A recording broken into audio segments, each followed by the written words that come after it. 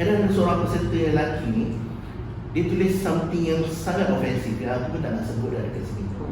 Alright. Aku ada kat situ. Yes. Dan benda tu, okay.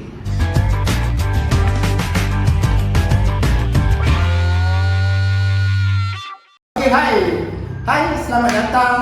Diucapkan kepada korang semua, pendengar dan penonton di luar sana. Kita sekarang berada di Borak Kopi by My Catalyst.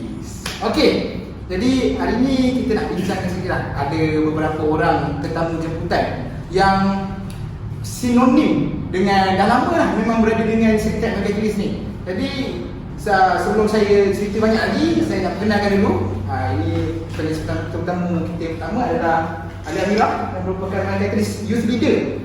Dan tetamu kedua, DMQ, Daniel Mizan Koyo, yang merupakan My Catalyst Trainer, bengkel pemekasan demokrasi, dan juga orang ni aktor. Semua tahu. Mati purpose orang. Jadi saya cerita sikit lah. Mungkin ada orang kat luar sana mungkin tak kenal dengan My Catalyst. Sebenarnya My Catalyst adalah satu inisiatif yang menggerakkan pemekasan anak muda dan juga civic dan kewarganegaraan bagi anak-anak muda di luar sana, khususnya di Malaysia ni, untuk mereka ambil peranan sebagai anak muda dalam masyarakat untuk menentukan hala tuju peribadi, hala tuju masyarakat dan hala tuju negara. Jadi saya tak nak ulas banyak lagi kot. Mungkin kita dah berada kat sini dengan dua orang tetamu jemputan kita. Saya tanya Alia dulu lah. Alia, sepanjang penglibatan Alia dalam My Catalyst ni, apa peranan Alia sebenarnya? Kita nak tahu kat ni. Mungkin korang tak tahu kan? Kita cerita lah. Peranan dalam Catalyst atau peranan as a youth leader kat bawah? Kita dalam Catalyst dulu lah kita. As I think peranan is menyampaikan apa yang I think Catalyst di luar sana. Di luar sana. Maksudnya apa yang I receive, apa yang I belajar kat sini, I work for. Oh, contohnya macam mana tu? Contoh macam one of the things yang I rasa macam paling mudah lah I nak cakap yang I work for is bengkel demokrasi semua tu. Okay, after I belajar kat sini, I utiliskan apa yang background. I sampaikan, but not lah fully like how Catalyst deliver, but some of them, maybe I kena get Catalyst kat luar. I invite them to Catalyst punya program, that's how. So, I tanya them to macam join Catalyst lah as untuk menerima macam mana ITV dengan Catalyst. So ada dekat kat luar sana, macam kau kat sana kan, kat luar sana apa peranan kau? Adakah kau terlibat dengan mana-mana NGO? NGO, yes. Like, tak tahu lah, at least ada sesuatu lah. Mula-mula I memang aktivis belia kat luar. I terlibat dalam majlis belia, even dalam AADK Islam pun I expo. Ada GPMS, tapi ada yang familiar dengan GPMS, majlis belia Islam, majlis belia daerah, all that lah.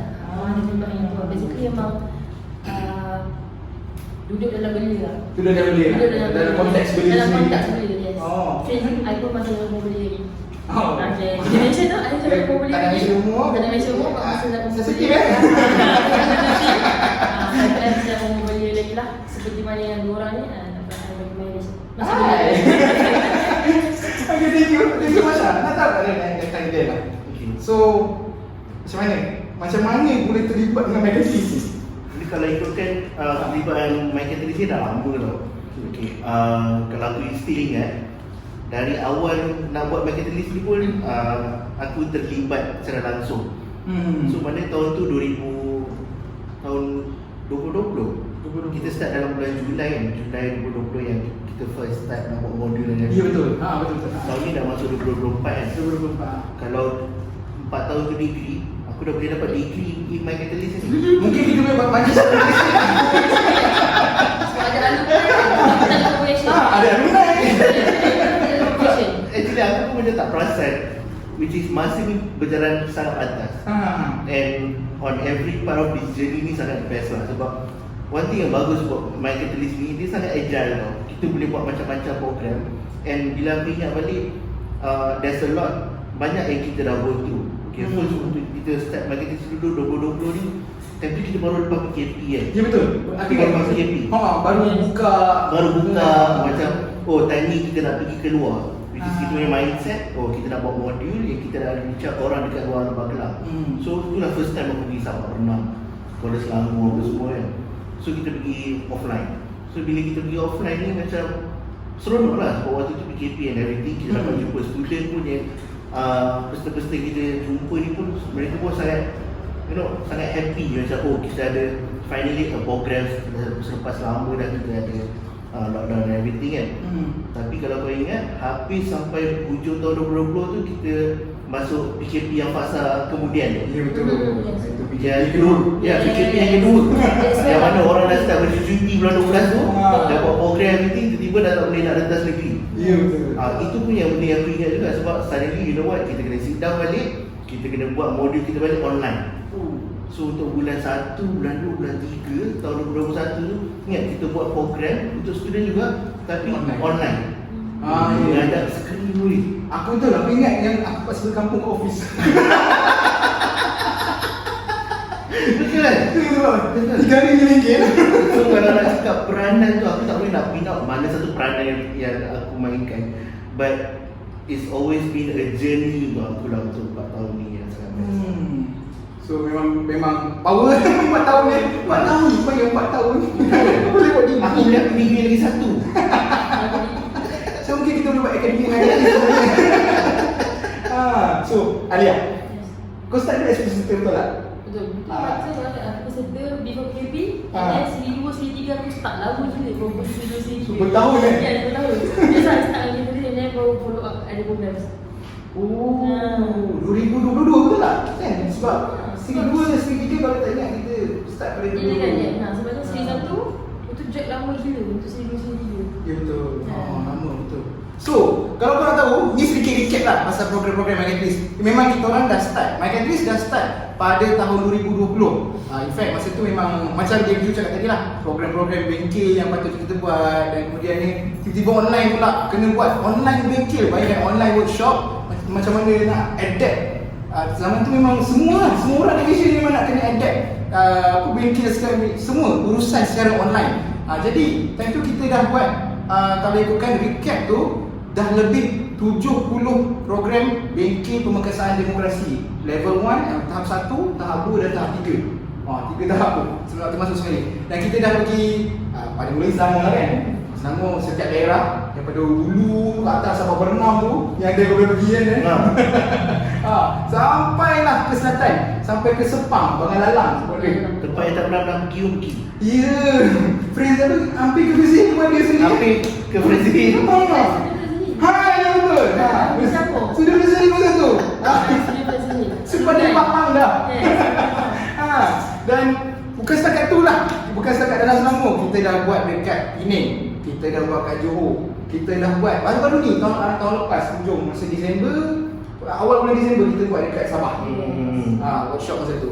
Jadi banyaklah program-program bengkel dan kemudiannya pada tahun lepas kita dah start untuk game orang minyak. Betul tak? Dari game orang minyak. Apa game orang minyak ni, untuk pengetahuan audience, penonton dan pendengar di luar sana, game orang minyak ni merupakan satu game yang berbentuk seperti werewolf. Kalau korang mungkin tahu, mungkinlah korang tahu pasal werewolf, korang tahu kan dalam game Korea tu apa ni, mafia. Mafia tu. Kau tak silap lah kan, mafia dan werewolf tu ada dalam Plato sebenarnya semua orang kan. Semua orang kita tentang main dulu kan.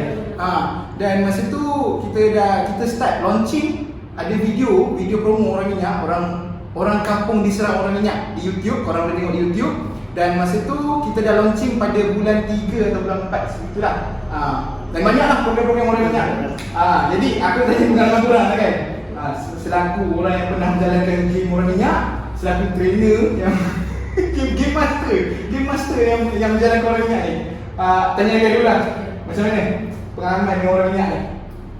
First main dia memang menimbulkan rasa tidak percaya lah pada kawan-kawan kau. Dia tiba muka yang paling macam aku rasa dia menipu tapi tak menipu pula. Macam tu. Ya memang kau memang macam ketika thinking tu memang time tu bergerak lah kita thinking mana yang orang time sekat masa tu macam tersekat? Syak was sangka tu thinking tu. Habis game aku mesti keris dengan kawan aku. So, jadi ni kau ada trust issue lah lepas habis game? Habis aku trust issue kawan aku. Banyak friendship.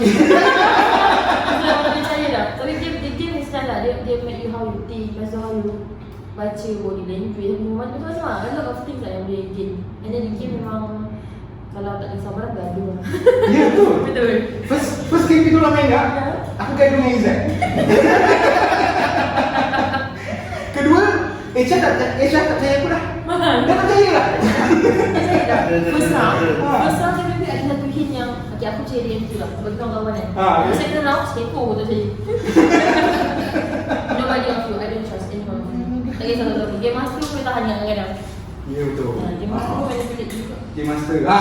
Kita nak tanya juga lah.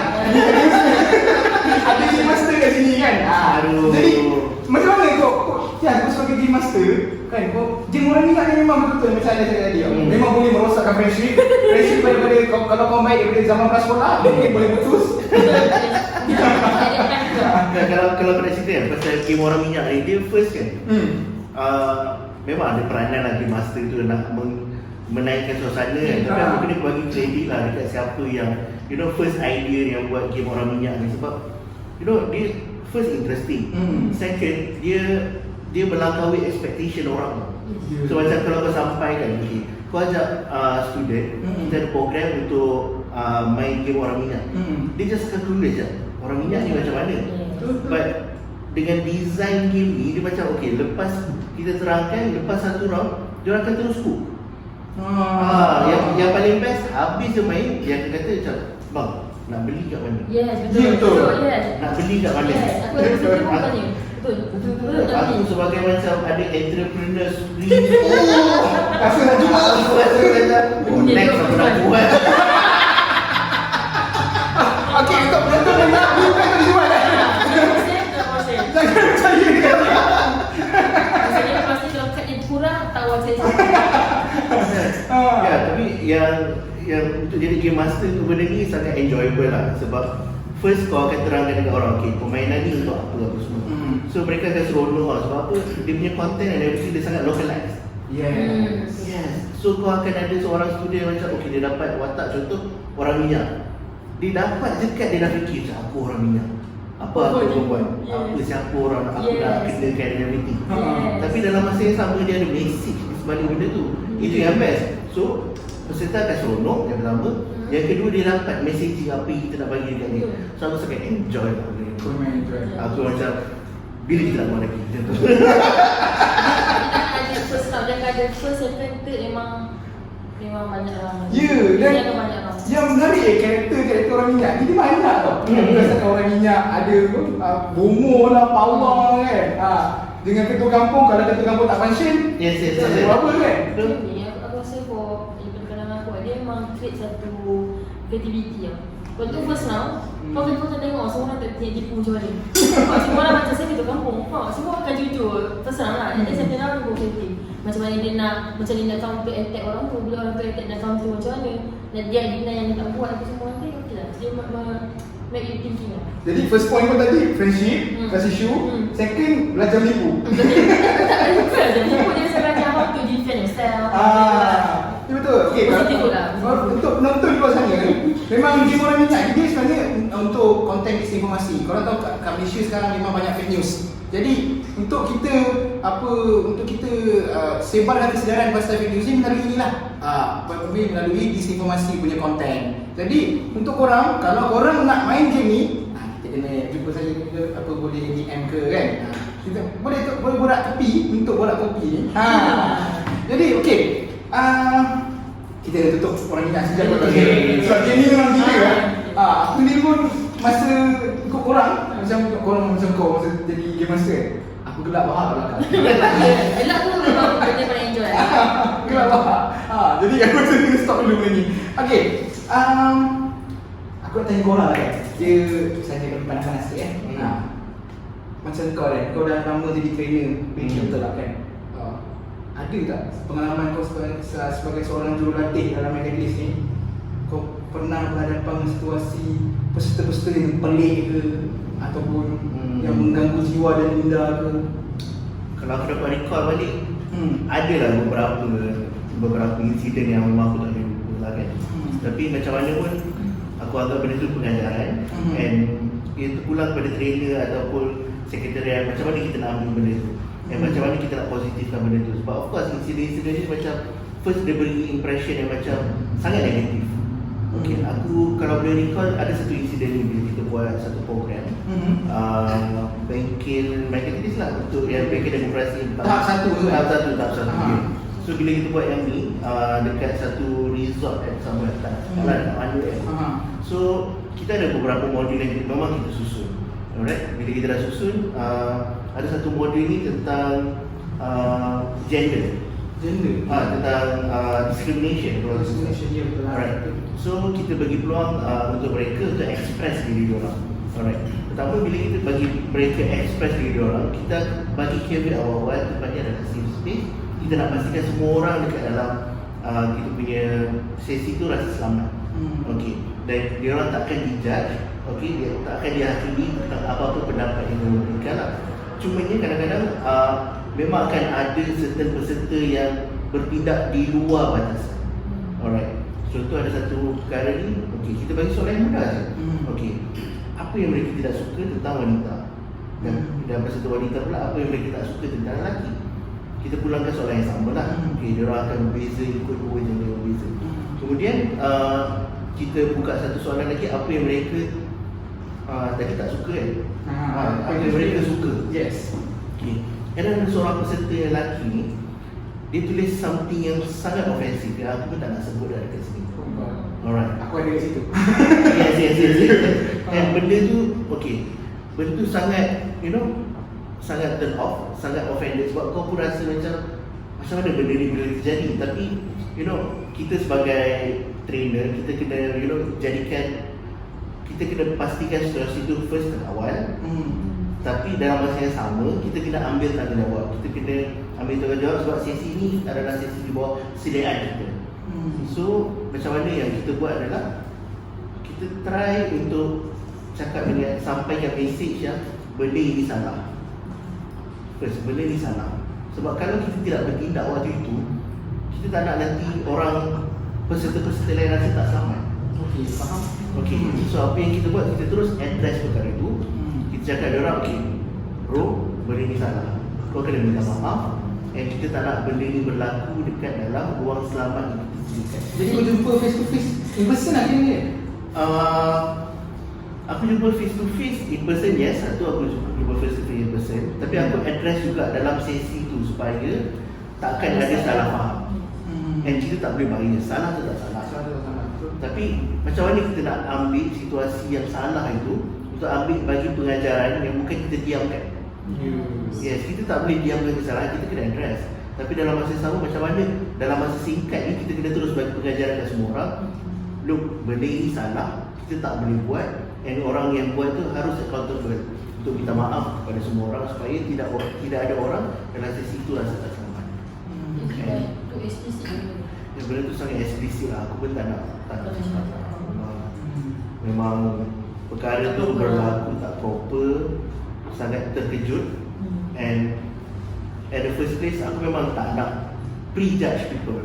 Sebab just bayangkan peserta-peserta ni datang daripada seluruh pelosok yang kita pun tak biasa. Okay, macam aku personally, aku biasa dekat Lembah Kelang. Okay, so peserta-peserta ni pula bukan yang selalu ada contact dengan program-program macam ni apa semua. So mungkin aku anggap mereka tak biasa. Okay. Aku pun tak tahu apa normal bagi diorang itu normal kan. Tapi kita kena just bagi point dekat diorang, perkara ini salah dan tak boleh dinormalisasikan. Mungkin sebab age gap kita berbeza. Generasi diorang mungkin merasakan benda tu tak ada masalah. Tak pastilah. Kan? Tapi itu lah, benda tu kita perlu kata kalau ni draw line lah kan. Kena ada garisan kat situ supaya orang tak ada. Yes. Mungkin tak apa aku rasa. Kita nak curahkan rasa apa-apa betul. Tak kisah. Cumanya mungkin sebelum ni tak pernah ada orang tegur. Mungkin. And mungkin kalau waktu itu kita tak tegur, kita tak tahu mungkin bila dia akan dapat teguran and maybe turning point yang rasa mungkin aku perlu berubah. So someone kena ambil tanggungjawab. And aku rasa okay untuk kita terus address waktu itu sebab kita satu team, kita tahu apa yang betul, apa yang salah. And macam mana kita nak get more people tu tahu apa yang betul, apa yang salah is to take action dengan apa yang kita ada. Pengalaman kau betul tak? Sebab aku pada hari sama tu, aku dia lepaskan dengan kau kan. So macam aku sendiri macam mana nak handle benda ni kan? Sebab benda tu dia dah betul-betul dah ditampal dekat whiteboard kan. Semua orang nampak. Semua orang nampak. Kau tak boleh sorok. Ha. Benda tu salah untuk kau sorok kan? Ya, nanti peserta lain tanya kan. Kata zon selamat, kata safe space betul tak? Exactly. No one will trust you kalau kau tak buat perkara ni. Betul. Itu yang masih Jadi dia tak tahu semua tanya tu. After dia keluar pada program ke atau public service tu mungkin dia akan jadi isu tak menjadi isu. Ya, yang itulah. Itu benda yang pada aku bila kau sebut tu aku macam timbul balik. Benda tu memang nightmare lah sedikit kan. Sedikit pahit lah. Sedikit pahit. Tapi masa tu memang kau handle elok sampai settle lah. Hopefully lah. How the kids respond? Aku rasa dia pun tersentak yang mana kita akan terus point out yang benda tu salah dekat depan dia. And Dia rasa dia suka apa? aku rasa dia belajar dengan cepat. Dia terima teguran tu dengan terbuka. Tapi dalam masa yang sama, selepas sesi tu aku ambil masa untuk explain dekat dia juga. That's good thing. Aku kan lah, dalam nasib baik lah. Aku bila masa korang dah handle dengan baik, nampak benda tu flow pun jalan baik. Jalan baik lah. And kita bagi juga platform untuk siapa-siapa peserta yang lain kan, kalau ada rasa apa-apa Tak puas hati, tak puas hati ataupun rasa offended, rasa perlu untuk dia minta maaf apa semua itu, dan kita terus beritahu dekat dia orang kan. And baguslah untuk dia orang juga, untuk dia orang boleh belajar. Belajar benda tu tak apa. Macam kau juga ada pengalaman terpelik jumpa peserta yang juga sebab kau sebagai peserta pun kau mesti ada jumpa yang peserta yang lain background tu lah. Lain kawasan ke kita tak tahu kan. Bendanya I think all the kita tak tahu ke tak kan, but dia pun kat Fraser tu for me benda tu tak pahit lah, just apa masalah dalam kalangan peserta lah. The moment korang dekat Fraser tu all the bilik tak lock. Oh ya. Yes, serious. Contoh I dekat bilik 307, 308 tak lock. Okay, you boleh buka je masuk. Ada one of the peserta I think bukanlah aku nak judge dia, tempat dia jenis yang I think ada masalah macam autism ke apa, you know lah. Okay, dia seorang tu ni, dia lepak ramai-ramai. I think benda ni agak private sikit. Dia lepak ramai lelaki. And then her sister satu dua lelaki. Okay, her sister tanya aku, nampak tak ada dia pun semua? Tak ada. So at that night 2 AM aku dengan kakak dia dan seorang memang aku pergi cari all the bilik. Cari dia. So korang tidak satu resort korang teruka Kita orang turun dua floor ke bawah, satu floor ke atas, and dua kita orang. Memang dalam 10 bilik ada 8 tak kunci. Serius, aku tak tahu siapa tidak perasan ke tak, tapi dia ambil kat Fraser tu yang bilik tak kunci. Itu pun salah kita lah. Jumpa tak? Jumpa. Jumpa? Dia je hanging out lah. Macam mana tak tahu apa sebab dia seorang perempuan. Dia tak buat apa, dia hanging out, dia smoking macam tu lah. Itu lah security lah. Security, for me lah. Tapi benda tu pahit sebab aku 70 pagi, kakak dia pujuk aku. Sambil menangis tu. Sambil nangis? Dia kata, I know my sister dia macam tu. So aku macam, itu benda tu bagi aku itu jadi isu sepanjang aku kat Catalyst tu. Itu isu lah, satu benda isu lah bagi ada peserta yang bukan saya internet. Itu lah, macam shock juga aku macam budak ni apa pula problem macam ni macam ni lah. Ini first time aku nak. Kita tak mesti kasi kita buat benda ni. Kita tak tahu, kita tak tahu. Oh, okey. Kayaknya urusan dia aku. Okey, aku akan cari kaki balik besok. Aku pasti yang benda tu kunci Kita dah tak buat kat sana dah kan. jauh sangat. Kalau Fraser tu kalau balik petang, macam malam. Petang balik. Saya tak tahu dia I still remember who the person, who the sister. I still keep meeting dengan orang lah. Cuma that's my experience. Aku rasa macam aku tak tahu kakak dia yang overreacting ke atau at that time everyone overreacting. Everyone ketua-ketua aku beli kali aku semua orang ni lah. Macam dia itu dah pengalaman aku rasa macam aku tak pernah experience that thing sepanjang minggu macam tu lah. Tak ada pahit lah. Tak kata pahit, tak pengalaman lah pengalaman yang macam aktif tu. Ya, faham. Macam Alia ni, dia sebenarnya dia youth leader dari alumni My Catalyst. So, diorang boleh buat program di bawah My Catalyst juga tau. So, kau ada tak experience bila buat program ni ada cabaran, contoh tiba-tiba ada halangan orang macam kau ke interview dalam program ke, ataupun kau pernah buat program ni dah kenal lah? Ada tak? Yes, I do. From side luar lah, sebab aku ni dari Majlis Milik. So Majlis Milik satu institusi yang dia ada badan gabungan lah. Dia ada Chinese Society bawah dia, maksudnya Chinese Youth Society, Indian Youth Society bawah dia. Maksudnya Majlis Milik bawahnya ada NGO lain. So aku selalu buat program dalam sekolah. Okay? Aku memang nak masukkan modul demokrasi yang first level tu dalam sekolah. So before aku bincang dengan dia, aku bincang dengan sekolah dulu. Saya cakap, saya nak, pagi saya kira 18 lah. Saya nak student 16 and 17 untuk program demokrasi. And then aku mention this bracket do not mention politics at all, zero. Sebab aku kira tahu, memang tak mention politik pun. Okay? Cikgu tu kata, daripada pertubuhan mana ni aku cerita? Dia tanya, okay, tim sama Federalist nak ni tim sama sekian. Dia terus cakap politik. Oh, dia cakap politik? Cakap politik. Dia terus cakap politik? Dia kata, tak boleh ngomong politik ni, ada walaupun tak mention politik, ada unsur-unsur politik. Dia siapa yang nak masuk apa semua. Dia cerita tak? Explain pasal unsur-unsur apa yang dia cakap tu? Sebab dia kata, dia boleh cakap apa ni? Boleh cakap dia. Sebab dia kata, tim sama ni ada MB. MB is politicians. Macam tu. Macam tu lah, itu dia kata. Walaupun majlis ni, Yes. dia bergerak secara bebas kan, neutral, dia tak bawa apa-apa ajaran politik, tapi still dia orang cok. Dia cok, aku cakap, aku mention demokrasi dia pun dia kata demokrasi. Dan aku jumpa tu kaunselor. Oh iya ke? Ya, dulu sekolah aku jumpa kaunselor, dia aku mention about demokrasi, dia tu macam demokrasi, benda politik kan? Aku rasa ni satu kerugian lah dari cikgu juga. Betul. Dia tak tahu apa yang seronok. Dia sebagai pengajar. Dia tak tahu dia dah miss out chance yang seronok kat situ. Ya. Aku ada mesti pengalaman yang paling seronok lah as a trainer kan. Contoh kau pergi program, kau akan tahu kau akan di-assign maybe 2 hari 1 malam untuk satu program. First thing first, yang misteri, kau akan tak tahu siapa peserta kau.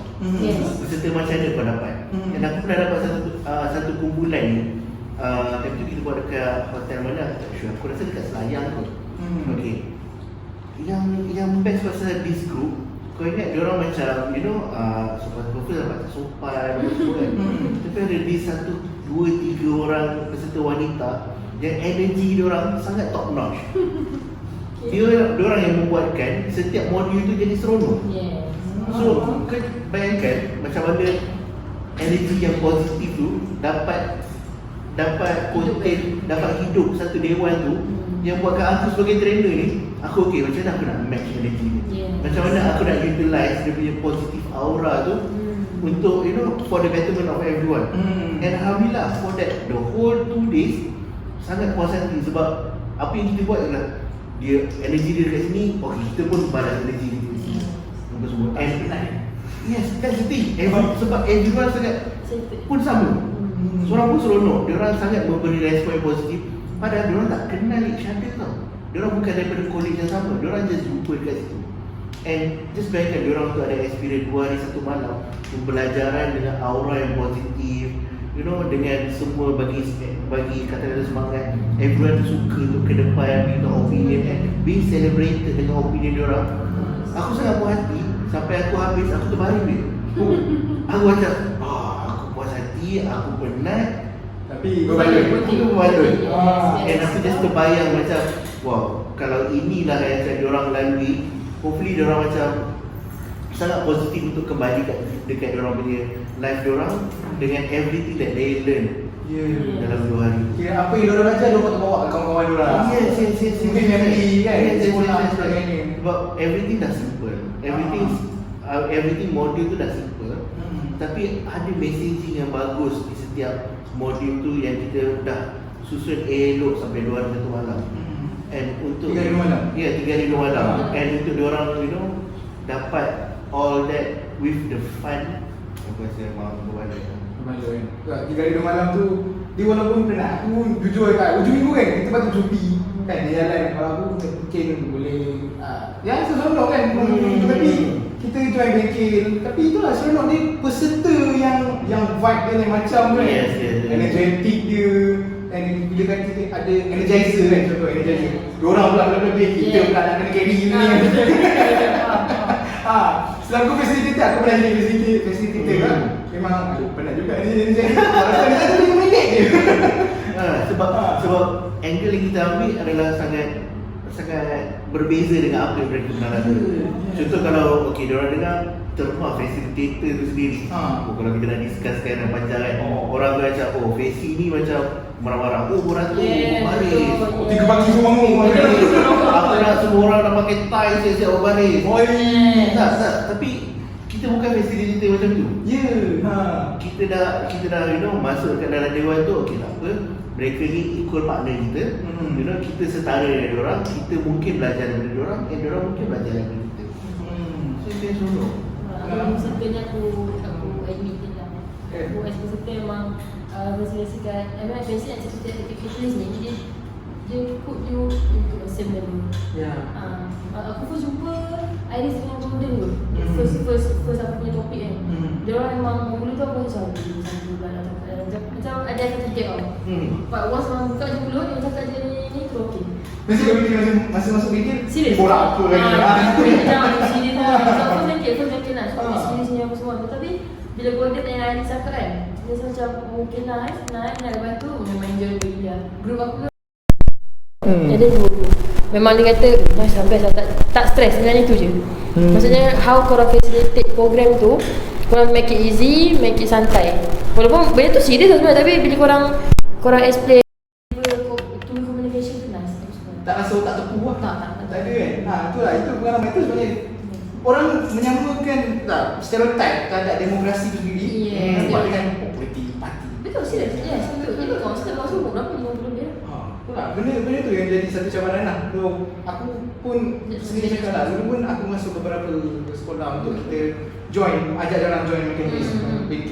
Dan benda yang sama lah, orang pasing sampai aku dah mana nak ambil dah. Macam apalah, bila nak ajak orang join ni payah betul.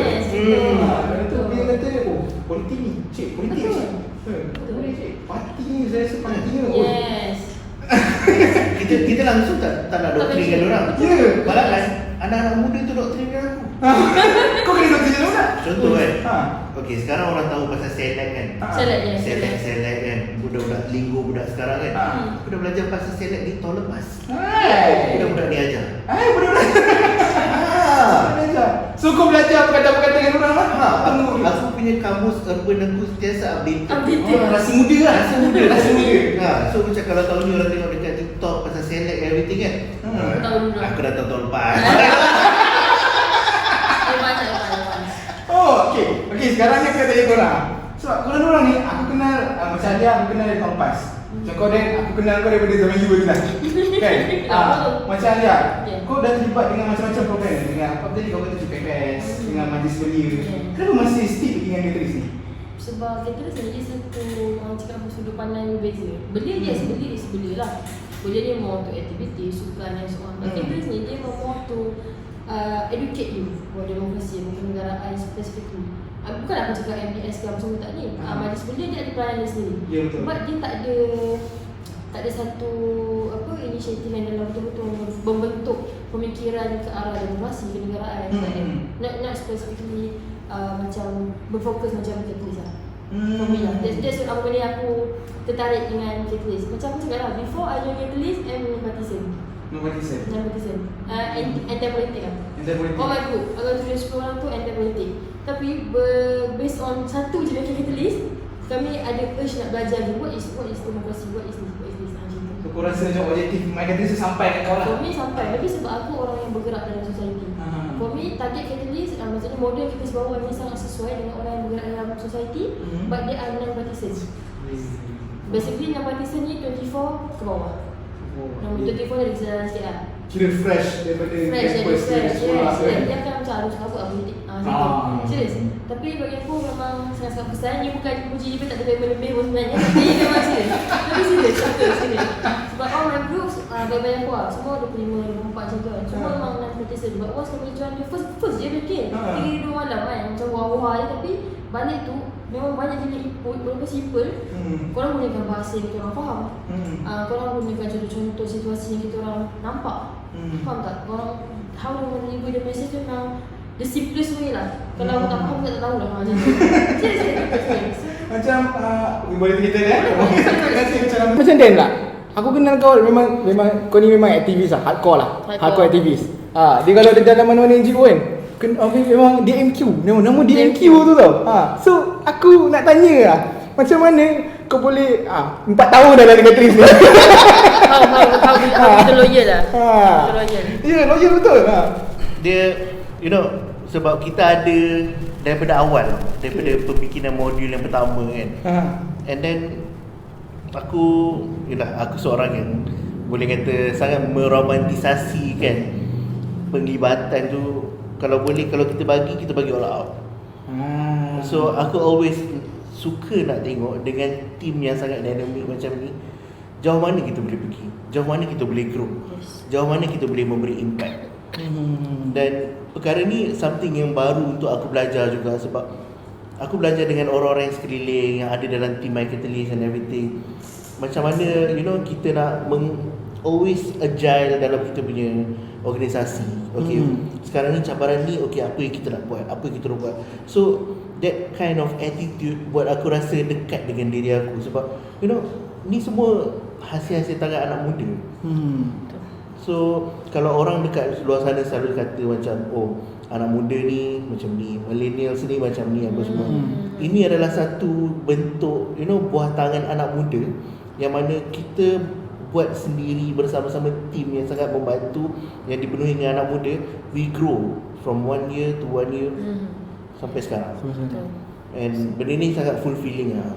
Sangat memberi kepuasan diri. Dia bagi impact betul-betul pada diri kau sendiri juga. Yes. So betul lah, aku boleh cakap kita My Catalyst banyak buat program kan, daripada first bengkel Masa Demokrasi, lepas tu game orang minyak, lepas tu masa PRU, masa PRN Selangor dan 6 negeri lain tu pun kita ada buat kuasa undi, campaign, online dan offline. So banyak program-program lah. Korang rasa macam apa rasa korang masa tu? Memang tengok macam mana, kenapa? Tapi ada feeling lain tak? Motivated ke untuk membantu anak muda ke? For me motivated. Sebab keliling aku semua youngster kan. Nama dia muda pada 18, 19. Dia memang, ni bukan isu I ask you to be a partisan tau. I tak suruh you pilih parti. Tapi I nak you tahu yang you kena memilih. You need to choose. Jangan sebabnya dia ada mindset, kalau aku tak undi pun masalahnya. That's the mindset. Satu, bukan tu je tau. Dia ada isu macam benda kenegaraan ni, patriotism ni macam for what? Macam tu. For me, Catalyst ni satu benda yang memang sangat wajib lah sebenarnya. Perlu lah. Memang satu gerakan yang diperlukan untuk era milenial ni sekarang. So for me memang perlu. Sebab kali ni generasi kita yang akan menjadi pemimpin masa depan ni, diorang sangat beza kan. Sebab aku rasa sebab PKP, aku tak tahulah. Tapi sebab PKP tu nampak merubah persekitaran kat Malaysia. Yes. And kadang-kadang dari sudut yang bagus pula, you know, kita cuba membawakan yang kalau dulu kita bandingkan untuk terlibat dengan benda-benda sini, contoh untuk memberi impact ataupun terlibat dengan, you know, wacana politik dan apa semua, dia adalah satu benda yang sangat dull. Dia sangat dull, dia sangat maybe provokatif, and mungkin boleh mengancam diri sendiri, ataupun macam kau akan dilabelkan sebagai, you know, oh, budak ni maybe terlampau aktif, terlampau radikal, mungkin kau akan diberi label-label macam tu. Padahal mungkin kita dengan adanya platform macam ni, kita boleh tunjukkan, you know, untuk terlibat dalam satu proses yang sangat penting ni, dia boleh jadi cool, dia boleh jadi fun, dia boleh jadi mudah. So untuk terlibat, untuk merubah approach daripada something yang pernah kita buat dulu kepada something yang baru, aku rasa ini sangat best lah. Betul, menarik lah. Tadi, sekarang ni kalau kau tengok kan, My Catalyst tiba-tiba ada borak kopi, betul tak? Aku pun personally aku macam, kita dah evolve lah. Daripada dulu kita buat offline, kita banyak physical, jumpa dengan rakyat, jumpa dengan orang muda kan. Macam-macam kawasan, daripada pedalaman, kampung, pinggir bandar sampai ke bandar pun kan. Setiap sempadan Selangor je dah sampai. Sepanjang sampai ke laut. Sampai ke laut lah. Resort tu betul-betul tepi pantai. Terus Selangor. Saya rasa macam banyak lah benda-benda yang kita buat sekarang ni. Tapi Borak Kopi ni lah, ini podcast yang memang untuk memberikan kesedaran melalui online juga. Jadi aku nak tanya korang untuk 2024. Walaupun dah berapa bulan sekarang ni, pertengahan bulan dah kan. Masih balik. Kan, masih balik kan? Masih balik. Apa expectation korang, jangkaan korang untuk My Catalyst pada 2024? 2024 ni aku tak tahu aku nak expect macam mana. Aku expect something yang, you know, maybe kita boleh dapat energy baru ataupun ahli baru, try to brainstorm dengan diorang something yang lebih fun. Sebab bila kita dah sampai dekat satu tahap macam apa yang kita dah buat sekarang, of course kita nak pergi lebih jauh kan. Betul. So I believe kita perlukan lebih banyak resource, which is kita perlu lebih ramai brain yang berkualiti, untuk sama-sama kita bertembung idea, what, kita kena buat something macam ni. So aku sangat optimis tentang 2024 untuk kita buat something yang lebih fun, yang lebih best, lebih memberi impact pada semua orang. Ini idea ni mungkin boleh borak tepi kot. Borak tepi. Macam menarik idea-idea ni kan. Sebab dia evolusi tu memang sangat wajib dalam taman di mana-mana kan. Jadi macam ni, Alia pula apa expectation? My expectation satu, so that Catalyst ni go wider. Go wider lah. Tapi aku ada satu specific program. Lately ni Catalyst ada cari FACE, betul? Ya betul. Ada Program cari yang 16 facilitator. tahun kan. Okay, I hope that program success. You can approach as many as student you can. And then me as myself, yang I can help is I really want to bring Catalyst in my society, in Beli punya society. As macam Beli Selangor ni besar, every daerah ada macam Beli Selangor, okay. What I can help is I can help you guys masuk sekolah, I can help you guys kumpul crowd apa semua. That is my macam orang kata apa, membalas jasa Catalyst lah. Selama Catalyst memberi tak saja memberi pendidikan, memberi input yang ialah dipanggil orang ni, panggil apa, orang datang mengajar apa semua. That's how I bayar balik. I want to help Catalyst realisasikan untuk bergerak wider with my platform yang I ada lah. Sejuk perut ibu mengandung. That I can give lah. Rasa nak what you give you get back lah. Betul lah kan. So untuk kau pula macam mana? Aku Kami pun nak tanya juga. Tanya soalan kat aku saya moderator. Kami multitasking, multipurpose. Dah bertukar arah kan. Okay, expectation aku lah. Aku mengharapkan Catalyst dapat memberikan kesedaran secara maksimum pada rakyat, orang muda dekat Malaysia ni. Sebab apa yang kita dah buat banyak. Kalau aku recap, kau bayangkan kita bukan buat program biasa-biasa tau. 70 bengkel kita pernah buat. Kita game warna minyak, aku rasa game warna minyak tu lebih dari 50. Kau dah rasa berapa banyak itu? Kalau kau cakap 70 bengkel, kalau darab satu kali bengkel berapa peserta? Tak silap aku ada 900 lebih. Kalau kita, itu untuk 2022 tau. Kalau kita buat downline, MLM kita dah besar. Kereta sekarang Quantum meter. macam nak komen yang tu. Tak ada komen yang tu. Tapi itu kan aku nampak bukan game minyak kuasa undi. Lepas tu You Summit dekat Parlimen. Kita buat program You Summit kat Parlimen. Kan kita ajak beberapa panelis yang bincangkan pasal hal ekonomi dan hal politik dan hal digital advocacy. Dan kita ajak sekali Tan Sri Speaker, Tan Sri Datuk Johari untuk datang. Dan macam-macam lah. Aku rasa baru-baru tu pun, lepas tu ada public policy workshop. Kita ada buat bengkel public policy. I love that. Kau join situ kan? Aku dapat kan. Kita ada buat sharing session bersama Fahmi Reza. Masa tu dekat bawah kat Banglo juga. Ada datang kan? Picnic diversity pun kita ada buat bersama dengan youth leader yang gerakkan daripada UKM. Dan apa lagi? Dah banyak sangat dah. Aku paling best yang Parlimen tu lah. Parlimen satu hari yang Parlimen tu. Biasanya aku tersekat dekat pintu Parlimen. Kali tu kau lepas lah. Biasanya kita sangkut dekat depan pintu Parlimen tu kan. Memorandum kau. Kali tu kau lepas dengan gaya. Dengan terhormatnya lah. Dulunya bila kita bawa spanduk. Cik lagi mana sih? Sekarang halal lah. Masa tu halal lah. Sampai ke entrance polis tu tak tahan kan. Tapi hari tu memang semua dapat rasa lah. Aku pun masa tu pengalaman yang manis juga dah pada aku. Manis walaupun tak tidur. Tapi itu lah You Summit. Lepas tu last kat workshop kat Sabah. Workshop Sabah memang hectic, energetic. Aku tak tahu dah apa tik-tik aku dah letak kataan dia kan. Tapi memang gila. Itu lah untuk 2024 ni, pada pendapat aku dah, ini jangkaan aku nak Catalyst program-program ni lebih mendalam lah. Dan kita nak tarik banyak orang muda luar sana, dia berwawasan. Betul. Tapi kita tak jumpa. Betul. Sebab mungkin diorang tak nak dicari ke kan. Ataupun kita tak nampak diorang ke kan. Itulah antara itu expectation aku lah. So banyak soalan aku bagi ya. Jadi alright. So untuk kali ni lah Satu perkataan korang untuk 2024. Satu perkataan. Saya kata ada. Untuk my catalyst macam mana? Ha. Dan ada game je supaya Satu perkataan. Kalau aku, satu perkataan bagi aku, harapan.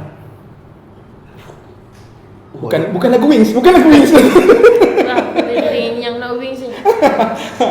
Bukan lagu Wings. For me konsisten lah. Konsisten. Konsisten. Kalau aku progress lah. Progress. Konsisten.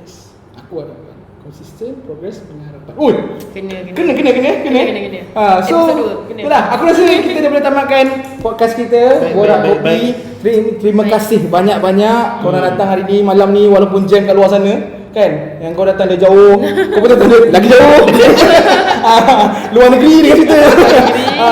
Terima kasih banyak-banyak kerana datang sini. Dan penonton di luar sana, juga pendengar, kalau korang nak tahu lagi pasal My Catalyst, korang dah tengok video ni, korang rasa berminat pula nak tahu pasal My Catalyst, boleh tengok TikTok, macam-macam konten kita orang letak. Korang jangan lupa untuk subscribe, like, follow and share video kita orang. Dan aku nak mengharapkan tebumlah kali ni kan. Jangan risau, sebab kita akan ada lagi episod-episod yang akan datang. Dan yang paling best, next episode ni kita akan buat outdoor pula podcast ni. Betul. Borak kopi, Borak outdoor, kopi. mungkin tepi sungai ke, bawah air terjun ke kan, tengah air terjun macam tu kan, ataupun padang pasir tengah ribut ke, kita tak tahu kan. Macam kan? Merasa macam ni negatif nak keluar negara kan. Kan? So alright, thank you so much guys. Kita jumpa pada next episode Borak Kopi by My Catalyst. Bye bye. Bye.